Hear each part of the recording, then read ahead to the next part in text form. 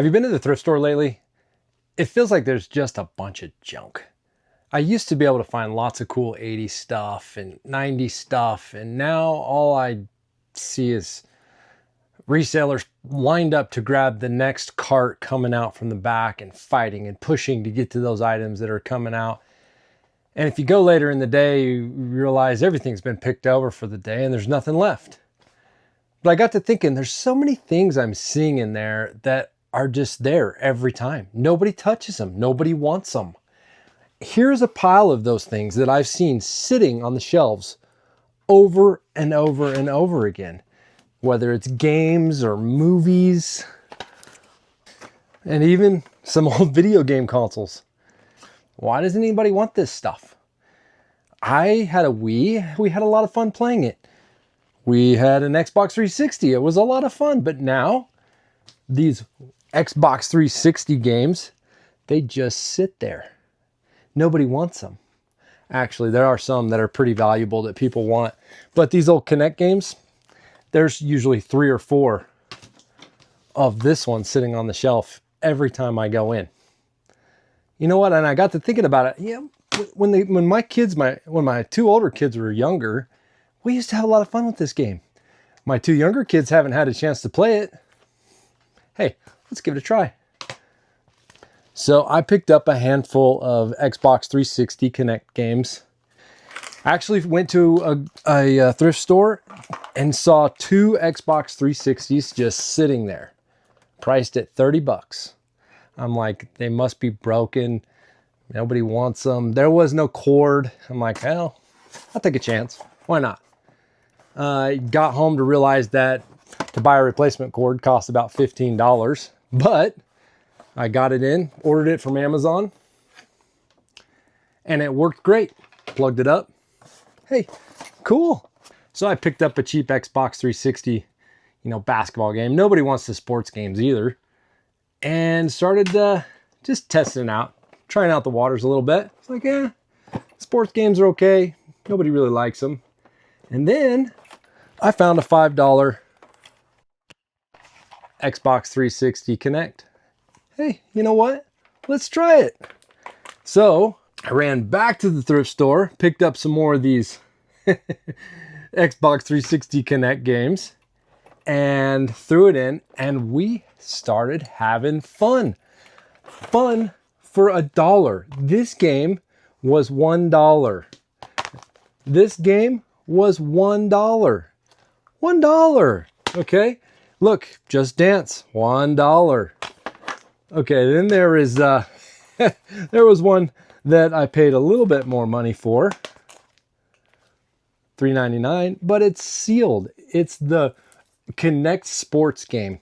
We actually played the Kinect Sports 2 game just to test it out, and it was a lot of fun. I was like, this is the cheapest fun you can have. So the Switch 2 just came out for pre-order and sold out right away at over $500 a pop.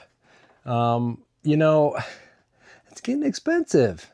And I thought, this Xbox 360, I think, still has some life left in it.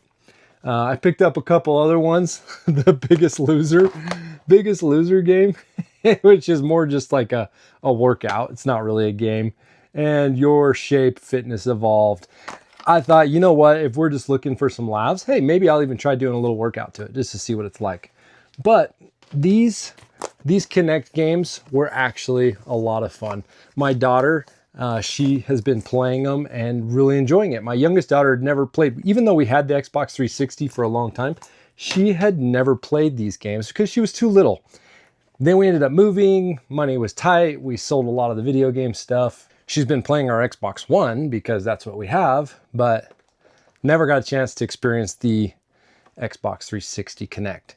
And it's very similar to the Wii. When the Wii first came out back in the early 2000s, I think it was around 2005 maybe, I don't know, correct me if I'm wrong. It was the first time that my wife was like, hey, that actually looks fun. And I was like, well, if my wife is thinking that the video game is fun, I better get that one because, she doesn't really like them. And so at that time, that was the first time I'd ever experienced people buying and trying to, resell these brand new consoles that were coming out. And I finally tracked one down at a Walmart and got it and brought it home. And we had a blast playing like the Wii bowling and the Wii tennis. And, you know, it was kind of weird having this little controller we were holding in our hand, but it was so cool that we could move and it would kind of mimic us. And so that was really fun. But then the Xbox 360, that was kind of their version of the same thing, but you didn't have to hold any controllers. And it kind of, every part of your body would move, and your little avatar figure on the screen would move exactly with you if you're moving your arms, your legs, or whatever it was. And that was really cool. And so, hey, that, you know, that was even better. We didn't even have to have a controller to play these games. So I feel like, you know, 30 bucks for an Xbox 360, that's some pretty cheap fun. And if you can find these games for $1, that's pretty awesome. Then this is all within the last couple days. I went to another thrift store, and see if I can get rid of some of this stuff out of the way here. Went to another thrift store and picked up another Wii. And this Wii was 10 bucks, and it included all the cords. The only thing it didn't include was the Wiimote, which I've seen a lot of those around at the thrift stores for pretty cheap, usually around $5. But for $10, I was like, if it's working or not, I'll take that risk. I brought it home, I plugged it up, and it works. It works great. And there was actually a bonus game inside. I saw this there. A guy had snatched it off the cart right away when it came out, and he was looking it up, and I guess he decided he couldn't make enough money on it, and he stuck it back on the shelf. I walked over and I grabbed it, and I was like, that's for $10, that's a lot of fun. Then I went by another thrift store and found a sealed Wii Party 3. And this thing has 19 games on it, like bumper pool, miniature golf, you know, racquetball. It's got root beer tapper. Huh. That's like the old arcade root beer tapper. I'll be interested to see if that's actually like really like the old arcade game, because that's one of my favorite games. I actually used to own that arcade. And I don't know if any of you know this because I haven't really showed you, but I'll start to show you. I used to have a very large arcade that I used to go and pick up some cheap arcades for, you know, 50 to 100 bucks that weren't working. I'd fix them and I'd throw them in my arcade, and we'd play them for a while and then sell them. And there was one point where I got up to about 40 or 50 of these old vintage arcades. And then, like I said, we moved, money got tight. We sold them all off. And then the whole arcade one-up thing came around, and we started, you know, messing around with those things a little bit. But anyway, so that's kind of cool. It has this old sticker on it that looks like a Blockbuster clearance sticker to me. So this game's been floating around for a while. This one was actually $3.99. You know, and I thought for a sealed game, it's probably pretty cheap. I guess the resellers passed this one by, probably felt like they couldn't make enough money on it, and maybe it goes for 10 bucks. And they're like, well, if I pay $4 and I ship it for $5, I'm not making any money. But for us to be able to enjoy it, that's great. So I think there's some things that are being overlooked by some of the resellers that you can still pick up really cheap and actually have a lot of fun with. Here's a few more games I grabbed. All of these were $1. Okay. We've got Halo 2. And the disc on this one actually looked really good. Splinter Cell and Pocket Bike Racer. And then these two games right here, Mech Assault. It looks like 1 and 2. And I tested all these out in the Xbox 360. These are original Xbox games, and all of them, but I think one, maybe it was 2, all of them but 1 or 2 worked in the Xbox 360, which is cool because if I had an original Xbox, I'd be kind of tied by a cord, but with the Xbox 360, you have a wireless controller. So that same time that the Xbox 360 came out, at the thrift store for 30 bucks, there was some of these, there was a controller that was out there too. This one was $5 and it was in pretty good shape and it works great. Then at another thrift store, I found a couple of these for $1 each. They're kind of worn out, but they're working. And so I was like, you know what? Everybody was passing these by, and it's because they're like, hey, we can't make any money on that. We can't flip it. But I'm like, for $1, I can mess with this thing and make it work and have some fun with it. Now, one of them, the buttons is a little sticky. I think something got spilled in it, but I'll pull it apart, clean it up, and it'll work. It'll be fine. So fun stuff right there. Then at another thrift store, I found a $1 GameCube controller, and I can play some GameCube games on this Wii because this is the one that has the ports for it. Now that was just a cheap GameStop controller. It's not like a legit controller, but for $1 and it'll work for now. So anyways, I think there's a lot of people that are passing by some of this stuff because they're not making a bunch of money off of it. But for us to be able to pick it up and have some fun with it. So I still have fond memories of getting my first NES back in the mid 80s. I think it was 1986, somewhere around there, 87 maybe. Got an NES action pack, came with the white zapper, and I loved playing the NES as a kid. And then actually ended up getting a Sega Master System. I didn't play it as much as the NES, but it had a lot of fun games. And here's a poster back here. The thing that was cool about those games is they all would come with a poster and then like an advertisement that showed all the different games that were out or coming out. So like this was an afterburner poster, and Shinobi was my game. Shows one of the new releases, and I actually had this Thunderblade. That was one of the ones I had that was a lot of fun. And then this also shows Double Dragon. I'll bet y'all didn't know. Did you know that Double Dragon was on the Sega Master System, not just the NES? So I have a lot of fond memories. Used to be able to go to the thrift stores a while back and actually find NES games. I saw a few, and I actually bought one a couple weeks ago at a thrift store that had been donated. It looked like some parent probably went through and cleaned out their kids' stuff they'd been storing forever and just donated it. But I haven't seen that stuff at a thrift store for years. But I have been seeing a lot of the Nintendo Wii and the Xbox 360 stuff, and most of it is pretty cheap, and people are kind of skipping over it. They either want the really old stuff, the NES stuff, the Super NES stuff, or they want the newer games, which don't get, donated that often either. I think this is a great time now to kind of pick up some of the Wii games and some of the Xbox 360 games, and you can pick them up cheap and you can play them, and they're going to increase in value. I think the Xbox 360 Connect is a fun thing. It is. If you're looking to do something fun with some friends or with your kids, it's just a good way to get up and move around and have a good time. It kind of reminds me of the NES days where we would play a game, we'd have fun with it for 30 minutes, and then we were kind of like done with it and we'd head back outside and play. Instead of the new stuff that is designed to keep you trapped and roped into that game for hours and hours and hours. All of a sudden it's 3 a.m. and all of a sudden you find yourself still playing the game. And the older games just weren't designed that way at all. They were just really more for a quick fix, have some fun, and then move on. And that's what I like. And I feel like the Wii and the Xbox 360 were still like that. There's a few other things I was able to pick up. There was some VHS tapes I grabbed, and I really just grabbed them because, I had a big VHS collection. Again, came time to move, too much stuff. I got rid of a lot of it. But these ones are cool. I just like the artwork on these ones. These ones were really fun. So Harry and the Hendersons and Gremlins 2, both movies that I saw as a kid in the movie theater. So those are cool. They look cool. Back here also, let me move the little pound puppy. I've got this official Nerf ping pong that I picked up, and I paid $1.50 for it. That was cool. That was just sitting there. People were passing by it, and I was like, I haven't seen something from the 80s in a while. And come to think of it, I haven't even opened this thing to see if this is actually what's in it. I got it more just because of the box, and I thought the box looked cool, but hey, maybe we should go ahead and open it real quick. Let's do that. Let's open it. Let's see what we got. All right.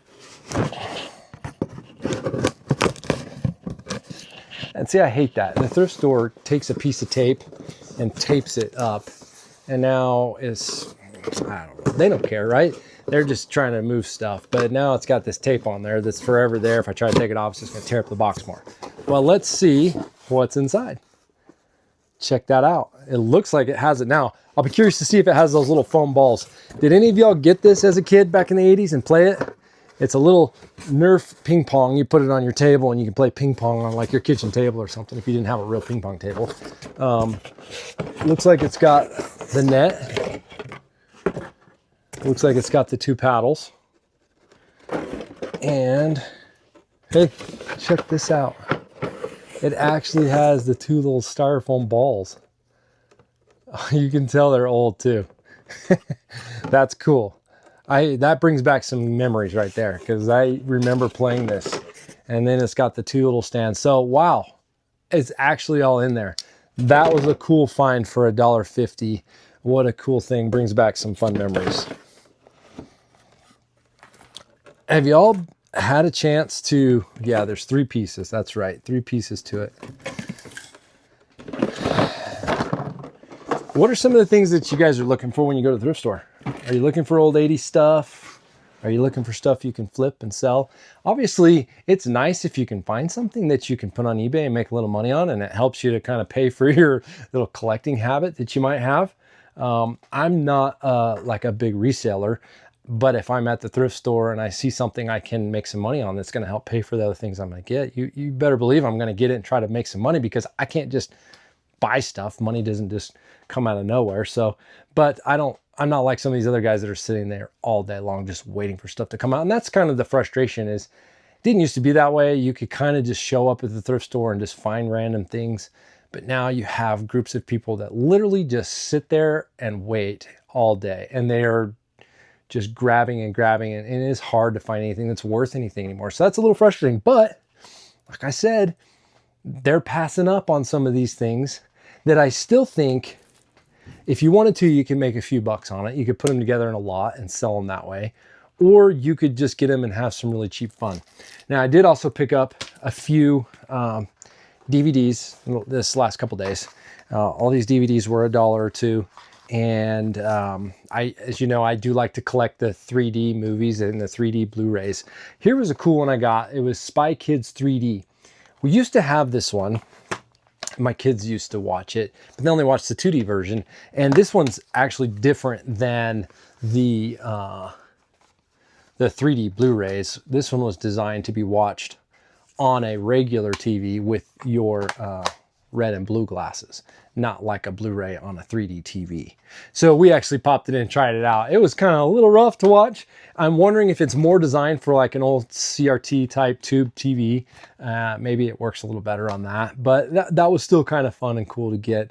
I know there's a Shrek 3D that was a DVD I'd like to get too. I do have the Shrek Blu-ray set, so we can watch that on the 3D TV. But so anyways, that was fun. Then this was a cool one that came out. The Red Box. Hey, you guys, Red Box is going away. I think they're pretty much gone everywhere, and I wanted this for the case, really. So that was cool. Now I grabbed a Toy Story 3, and this is a Charlotte's Web.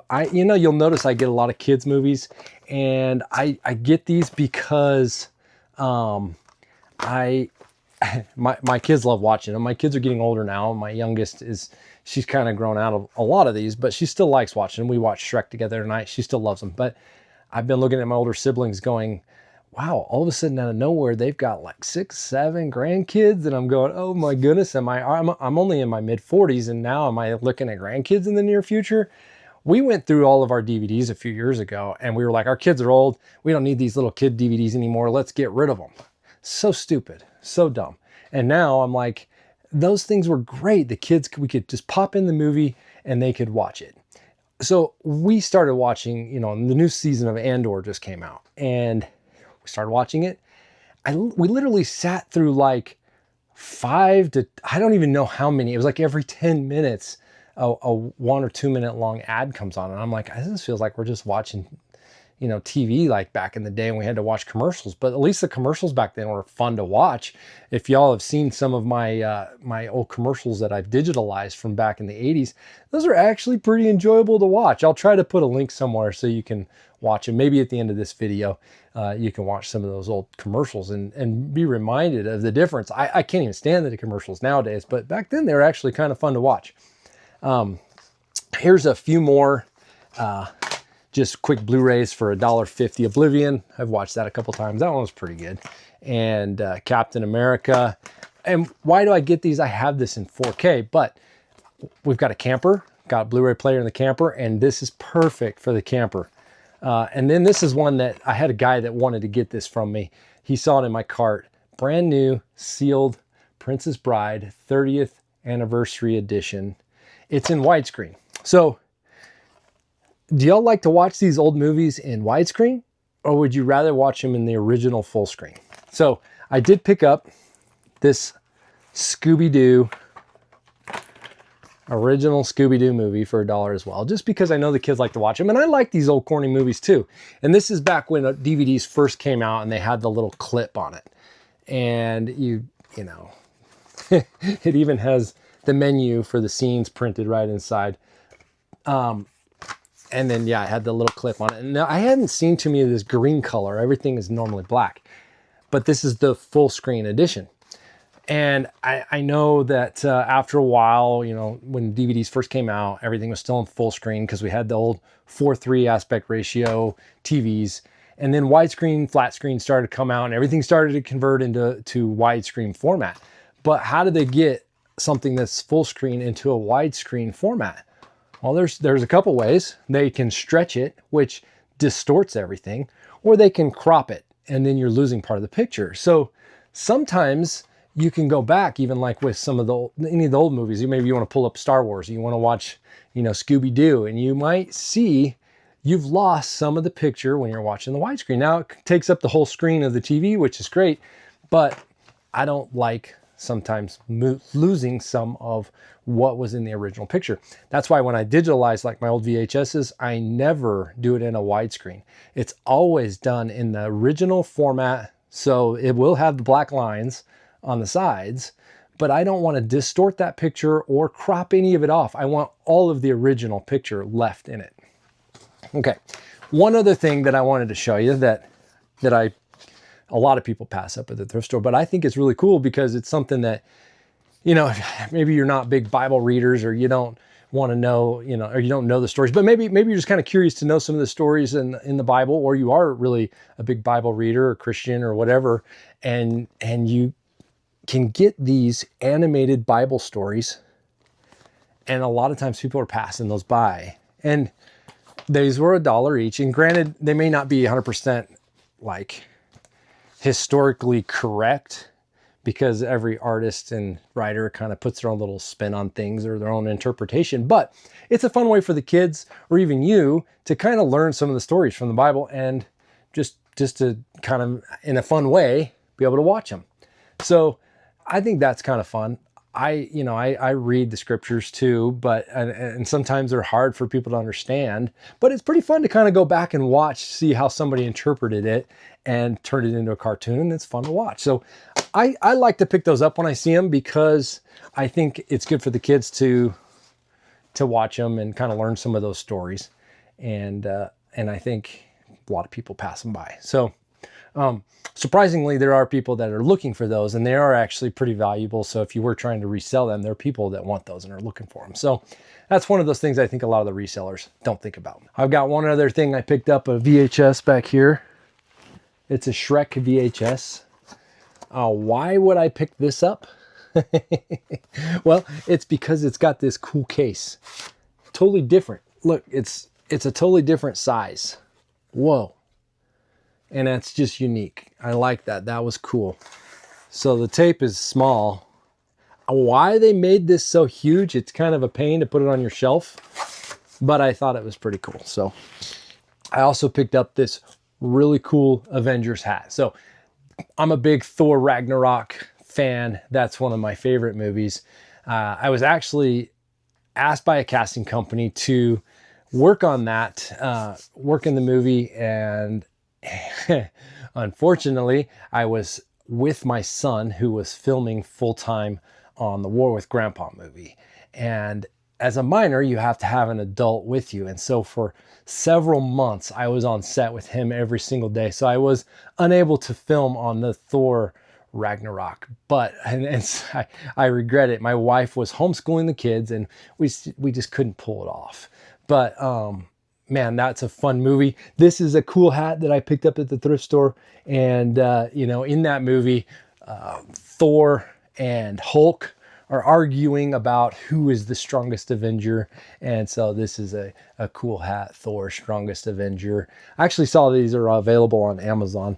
I had never seen it before, but it was $3.99. And so I picked that up, and I thought it was a pretty cool hat. So if you're interested, I'll put a link in it, an Amazon link, and you can look it up and see it for yourself. But what do you think? Who's the strongest Avenger? Is it Thor or is it Hulk? Who would actually win between Thor and Hulk if there wasn't anybody intervening or cheating, right? I don't know. I'm kind of leaning towards Hulk. I don't know. I mean, Thor is pretty unstoppable too. So I don't know. Tell me what you think. Who would win? So if you've been getting a little frustrated when you go to the thrift store lately, you've been looking for some cool 80s or retro stuff, I think there's still some things to be found. You might have to look a little deeper, kind of open up your mind a little bit, and just realize, hey, I don't have to get that most expensive, highly sought after game that everybody else wants. I can still have a ton of fun just with one of these Wii Sports games. We still have so much fun with those. I enjoyed having you with me. Take care.